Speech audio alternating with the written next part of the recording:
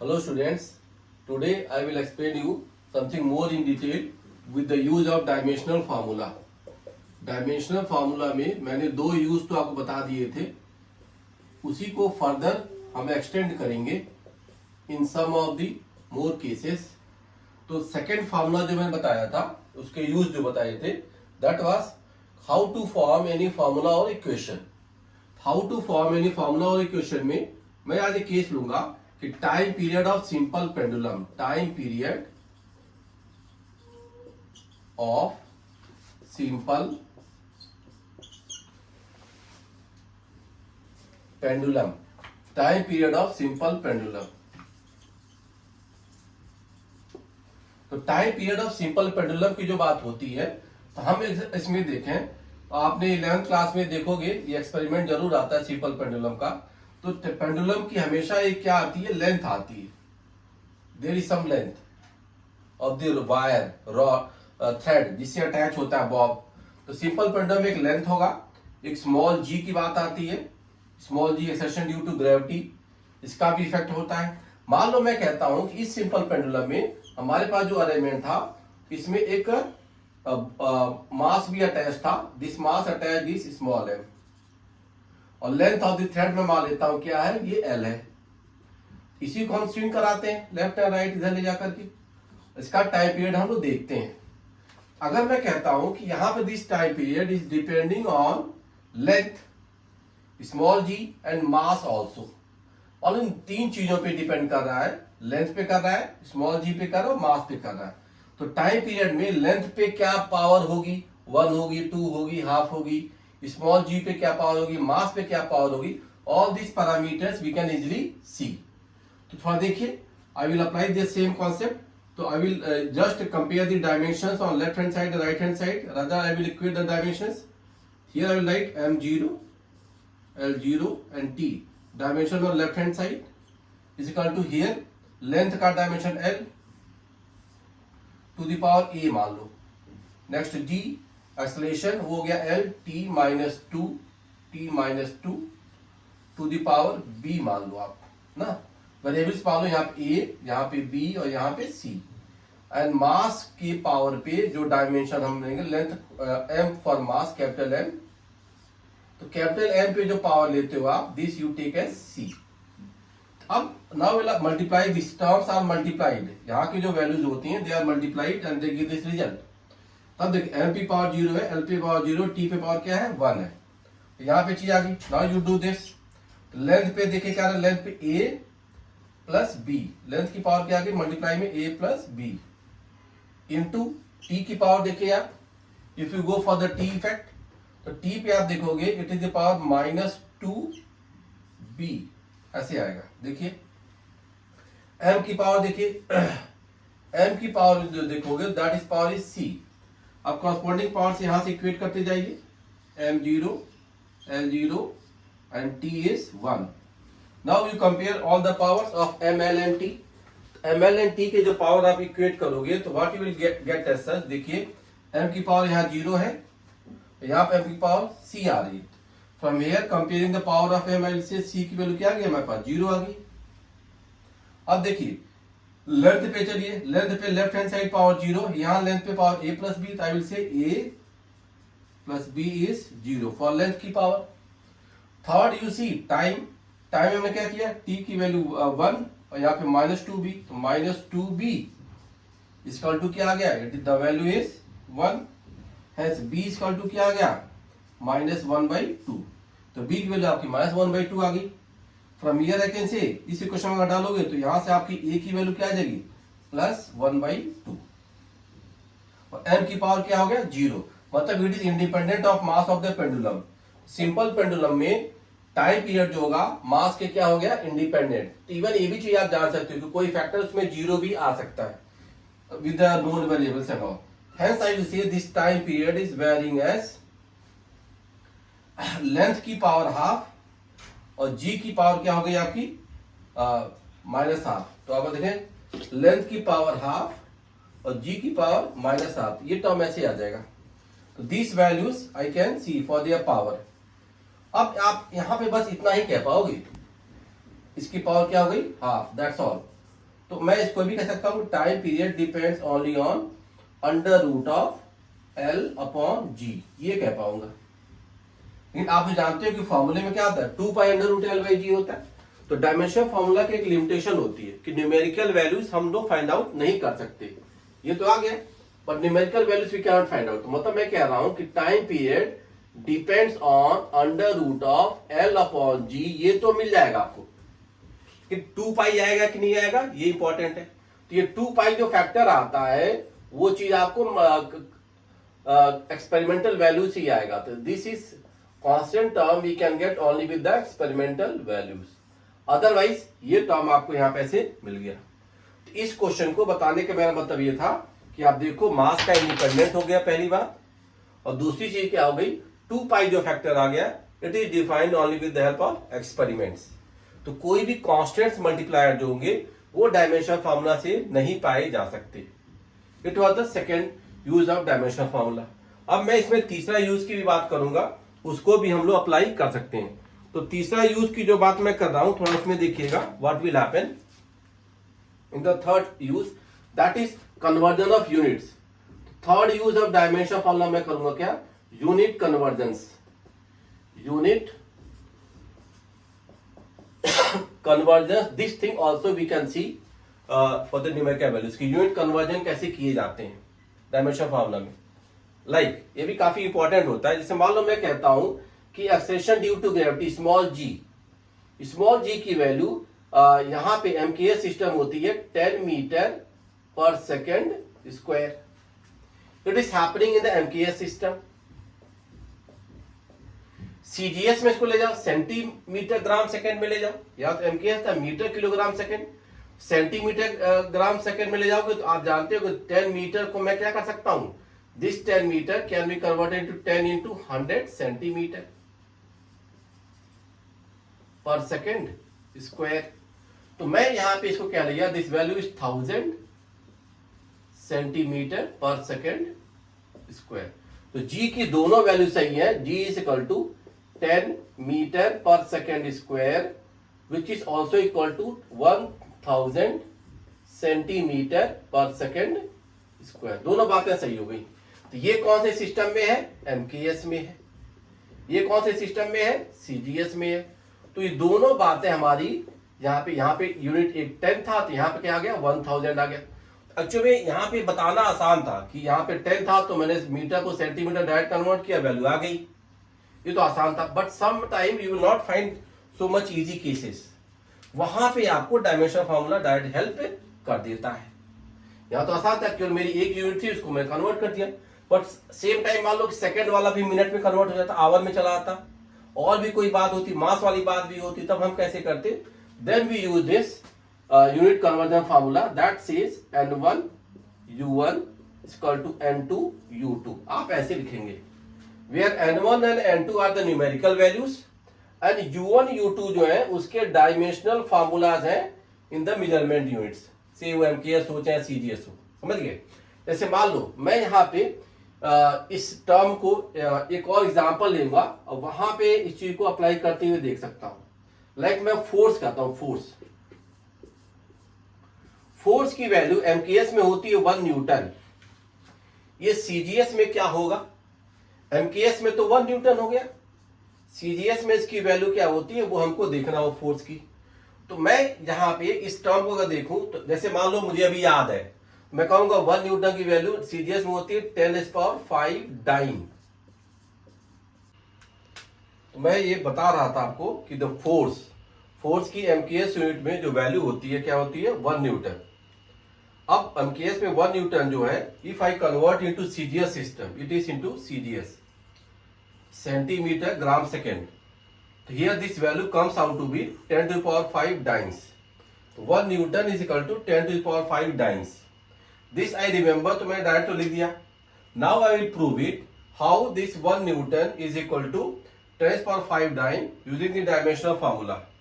For the force the dimensional formula is mlt-2, और इस वाले टर्म को मैं 111 मान लिया सफिक्स के साथ। सेकंड वन जो डाइन वाली बात हो रही है, इसमें मैं न्यूमेरिकल वैल्यू 10⁵ मुझे नहीं पता था, मैं n2 लिख लेता हूं and I multiply with the respective corresponding dimension of formulas m2 l2 t to the power minus 2. Hence from here I will say just see n2 की वैल्यू आपके पास क्या आ जाती है 1 इंटू m1 बाई m2. देखिए m1 by m2 इसके जो power कैसे direct 1 ही आ गया. फिर L1 बाई L2 देखिए L1 by L2 and this also has the power 1 into देखिएगा time is t1 upon t2 and this to the power is minus 2. Now what I will do, I will convert the MKS system also into CGS. तो अब आप देखिएगा M1 में जो metre था ना उसको भी हम CGS में कन्वर्ट कर लेंगे. तो this value of N2 is 1 into M1. M1 देखिए क्या था, M1 इज फॉर मास. तो मास में M1 मास जो है 1 किलोग्राम में कितने ग्राम. तो अब आप देखिए यूनिट वाइज 1 किलोग्राम ओवर नीचे क्या है 1 ग्राम. और 1 किलोग्राम में कितने ग्राम, तो 10 to the power 3 gram upon gram में इसको हमने कन्वर्ट कर लिया.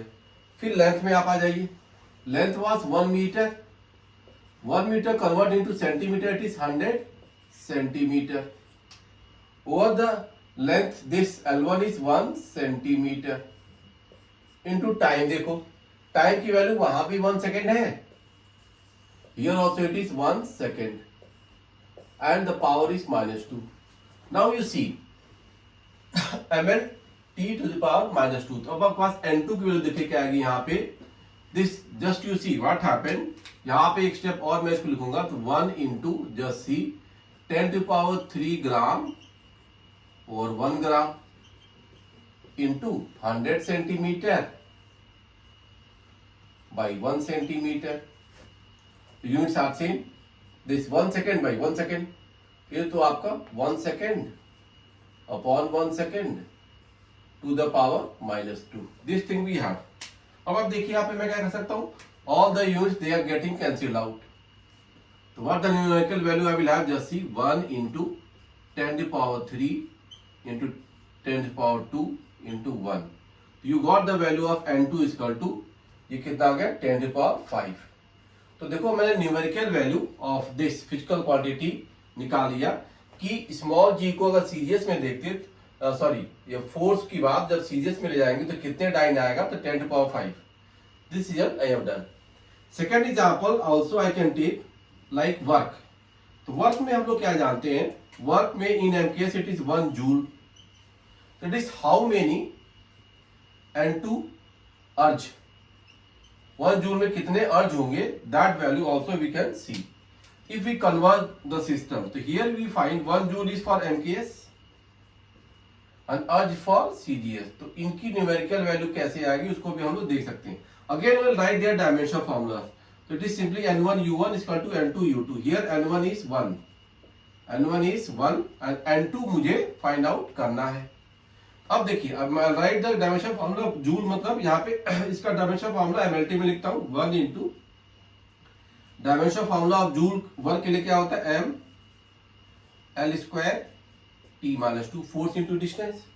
अब देखिए m1 कर दो, l1 कर दो, t1 कर दो to the power minus 2. Here n2 मुझे नहीं पता.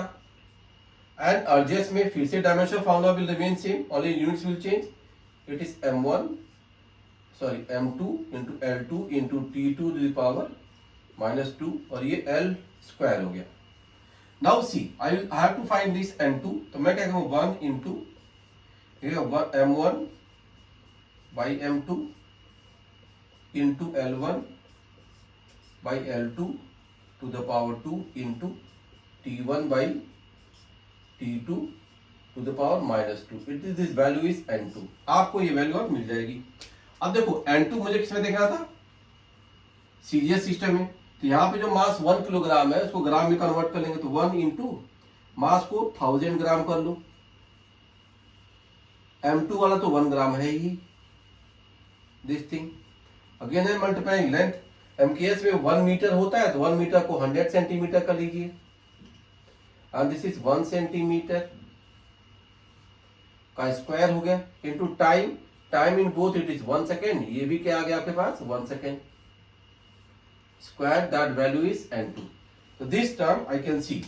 अब आप इसमें देख सकते हो gram gram unit got cancelled, centimetre got cancelled, क्योंकि इसको एक फॉर्म में करने में क्या फायदा होता है, आपके सारी यूनिट्स कैंसिल हो जाती हैं।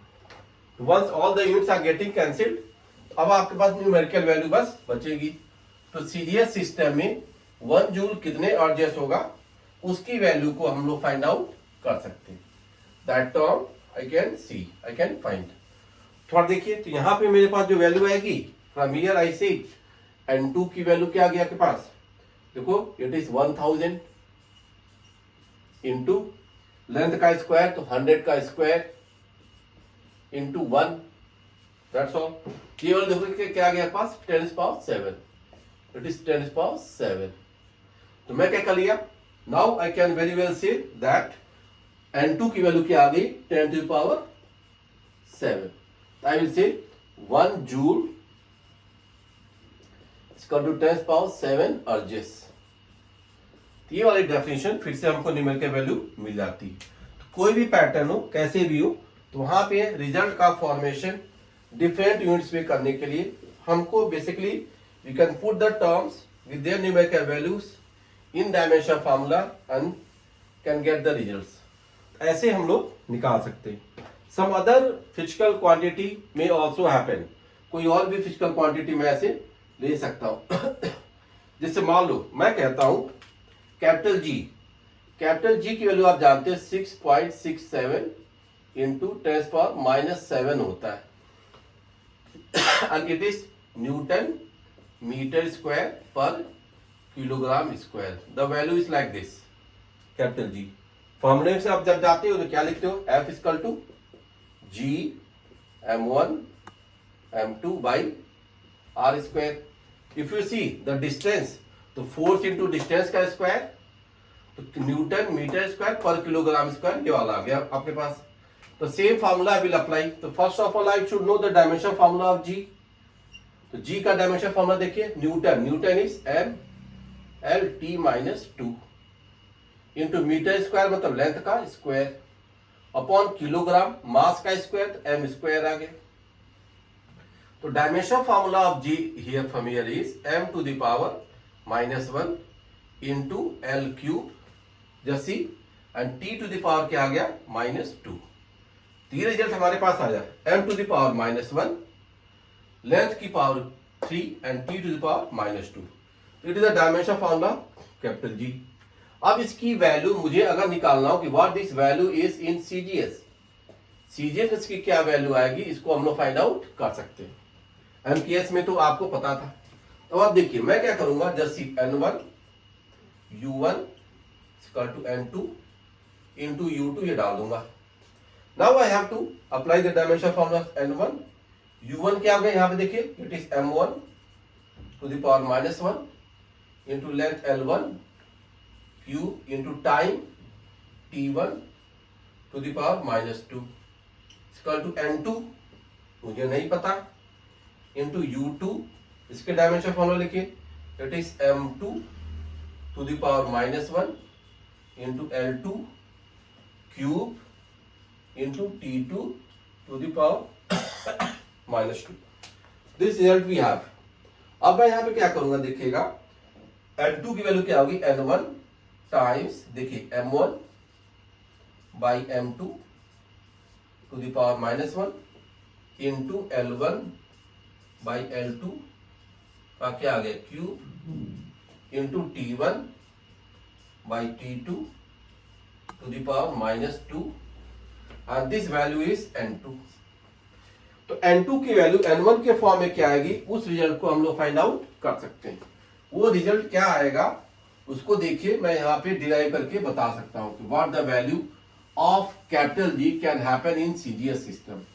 तो सीजीएस सिस्टम में क्या आएगा उसकी वैल्यू हम लोग निकाल सकते हैं। तो देखिए हाउ आई डू, मैं यहाँ पे क्या करता हूं देखिएगा, again I put the values, it is n1 into mass. Mass में थोड़ा ध्यान देना, यहाँ पे m1 by m2 to the power -1 है, तो मैं इसको क्या कर लेता हूं रिवर्स कर देता हूं। तो आई विल से m1 जो m1 मास जो तो किलोग्राम है, तो it is 1000 gram by 1 gram to the power क्या होगा -1। लेंथ वाइज चलो तो हो गया 100 centimetre by 1 centimetre to the power it is cube into time 1 second by 1 second to the power it is -2 and that is n2.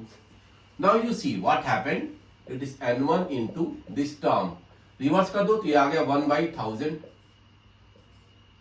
ना into ग्राम तो got cancelled, the values of these units corresponding units got cancelled, 100 का cube into 1 this is n2।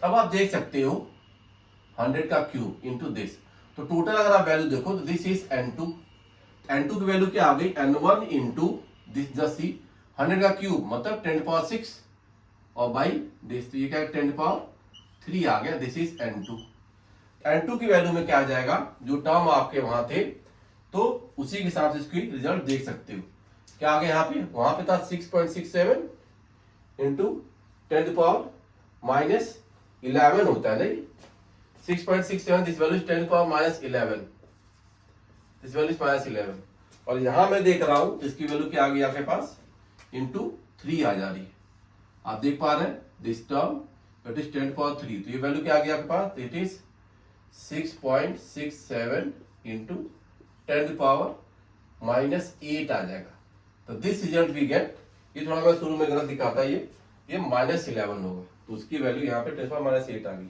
ऐसे ही आप कुछ और example भी ले सकते हो जैसे h होता है Planck's constant h Planck's constant की वैल्यू एमकेएस में कुछ वैल्यू होती है उसको सीजीएस में कन्वर्ट करना है that value we can find out Planck constant का कोई और टर्म पैरामीटर हो वहां भी निकाल सकते हैं।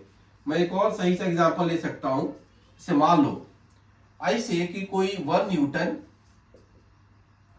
कोई n2 वैल्यू क्या होगा जहां पे मैं कह सकता हूं कि जो मास है मास की वैल्यू मैं यह कह सकता हूं कि वो 10 kg को 1 यूनिट मान रहा है 10 kg को 1 यूनिट मान रहा है ये कैसे में लेंथ को जो है लेंथ को मैं कह सकता हूं कि वो 50 मीटर मान रहा है एज 1 यूनिट समझ आप और टाइम को मान लेता हूं जैसे इसमें आ गया टाइम को मान लो कि 20 सेकेंड्स को ये जो टाइम है ये वैल्यू आ रही है। अगर मैंने सब चीजें थोड़ी सी अलग डाल दी कि मास को वहां पे 10 kg हो गया लेंथ वाइज 50 मीटर हो रहा है as 1 unit and time is 20 second इस वाले केस में 1 न्यूटन की क्या वैल्यू होगी उसको भी हम लोग फाइंड आउट कर सकते हैं। अगर मैं बिल्कुल नया सा कोई अरेंजमेंट मान लूं कोई नया सा ऐसे क्वेश्चन जो स्टैंडर्ड रिजल्ट नहीं है तो भी हम उस पैरामीटर में उसको कन्वर्ट कर सकते हैं that value I can write. बस आपको क्या करना होगा थोड़ा सा ध्यान देना है डायमेंशन फार्मूलाज का रूल बनाओ और उसको सॉल्व करो what I will say here फिर से याद कर लो 1 newton equal to n2 into u2 just see this. अब देखिएगा 1 और n2 को जाननी है तो हम 1 इंटू न्यूटन जो फॉर्मूला था क्या हो गया m1 l1 t1 to the power -2 equal to क्या हो गया n2 इंटू ये क्या हो गया m2 l2 into t to the power -2 it is this from here what I got 1 into m1 by m2 into क्या हो गया length l1 by l2 to time क्या होगा t1 by t2 to the power -2 it is n2। now see मास अब मुझे इस नए unit में निकालना है तो वहां 1 न्यूटन में जो मास था उसको इस पुराने यूनिट में डालना है तो यहां क्या आएगा 10 kg ये 10 kg है तो मैं इसको क्या लिख सकता हूं कि स्टैंडर्ड यूनिट में जब जाऊंगा तो जस्ट सी ये जो वैल्यू है आपकी यहां क्या आ रही है 10 kg है तो आप थोड़ा ध्यान देना यहाँ पे 1 इंटू 10 kg आपका यूनिट हो गया तो 10 kg के फॉर्म में 1 kg क्या लिखा जा सकता है 1/10 ऑफ 10 kg ना इस आ गया आपके पास नीचे क्या आ गया आपका दिस वैल्यू इज इसको तो हमने 1 यूनिट ही मान लिया इंटू लेंथ वाइज चलो अब देखो 50 मीटर से तो वहां पर 1 मीटर था क्या होगा 1/50 आ गया वैल्यू इसको मैं ऐसे डाल सकते थे। फर्दर क्या आ गया जस्ट सी टाइम यहाँ पे क्या आ गया है उसके हिसाब से चलोगे तो वहां पे 1 सेकंड था ये 20 सेकंड आ गया तो 1 सेकेंड वाला पार्ट क्या लिखा जाएगा, 1/20 टू द पावर -2, ये वैल्यू आ जाएगी आपके पास n2। तब आप देख लो टर्म क्या आ गया आपके पास, 1 इंटू 1/10 इंटू 1/50 इंटू, ये देखो 20 का क्या हो जाएगा, ऊपर चला जाएगा, it is 20 square, this value is n2। अब आप इसको देख सकते हो, तो what the value it will have 1 Newton के टर्म में, इसकी वैल्यू क्या आगे देखेगा, 400/500, और ये वैल्यू क्या आ गई, 4/5, दिस इज n2। तो अगर आप यूनिट बदल दिया तो उसके हिसाब से अरेंजमेंट कैसे कन्वर्ट होता है, दिस। तो यूनिट कन्वर्जन न्यूमेरिकल वैल्यूज को हम ऐसे कर सकते हैं। और कहीं पे भी मैंने इसमें एक चीज और बताई थी पहले कि जो फार्मूला होते हैं उसमें 2π जो मल्टीप्लायर होता है वो एक्सपेरिमेंट से आएगा, 6π ईटा आर भी कोई फार्मूला तो 6π एक्सपेरिमेंट से आएगा। तो न्यूमेरिकल वैल्यूज को हम लोग फाइंड आउट नहीं कर सकते हैं। तो this was all the concept for numerical values for conversion of units, कैसे हम पाएंगे। Okay, thank you.